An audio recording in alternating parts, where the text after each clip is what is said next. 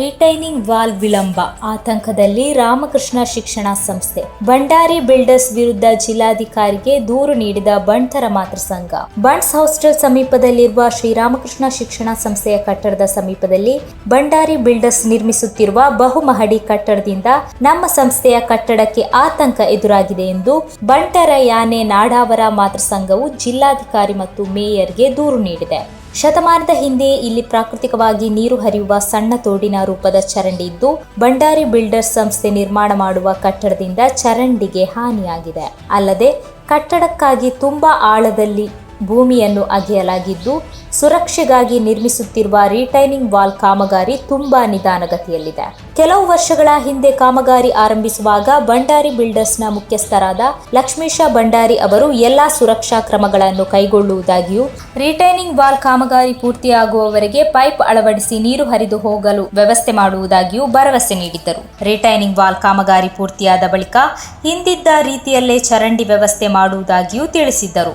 ಆದರೆ ಆ ಬಳಿಕ ಅವರು ಮಾತಿಗೆ ಬದ್ಧರಾಗಿರದ ಕಾರಣ ಈಗ ರಾಮಕೃಷ್ಣ ಶಿಕ್ಷಣ ಸಂಸ್ಥೆಗೆ ಅಪಾಯದ ಆತಂಕ ಎದುರಾಗಿದೆ ಎಂದು ದೂರಿನಲ್ಲಿ ತಿಳಿಸಲಾಗಿದೆ.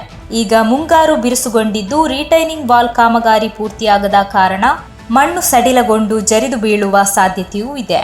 ಒಂದೊಮ್ಮೆ ಹೀಗಾದರೆ ಕಾಲೇಜಿನ ಕಟ್ಟಡ ಹಾಗೂ ಅದರಲ್ಲಿರುವ ಸಾವಿರಾರು ವಿದ್ಯಾರ್ಥಿಗಳ ಜೀವ ಅಪಾಯಕ್ಕೆ ಸಿಲುಕಲಿದೆ.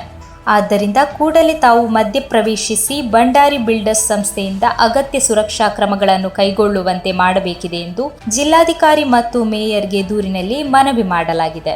ಈಗಾಗಲೇ ನಗರದಲ್ಲಿ ಕಟ್ಟಡ ಕಾಮಗಾರಿ ಸಂದರ್ಭ ಮಣ್ಣು ಕುಸಿದು ಬಿದ್ದು ಓರ್ವ ಮೃತಪಟ್ಟು ಮತ್ತೋರ್ವ ಗಂಭೀರವಾಗಿ ಗಾಯಗೊಂಡ ಘಟನೆ ಸಂಭವಿಸಿದೆ. ಆದ್ದರಿಂದ ಬಂಡಾರಿ ಬಿಲ್ಡರ್ಸ್ ನಿರ್ಲಕ್ಷ್ಯ ವಹಿಸದಂತೆ ಜಿಲ್ಲಾಡಳಿತ ಮಧ್ಯಪ್ರವೇಶಿಸಬೇಕಾಗಿದೆ ಎಂಬ ಆಗ್ರಹ ಎಲ್ಲರಿಂದಲೂ ಕೇಳಿಬರುತ್ತಿದೆ.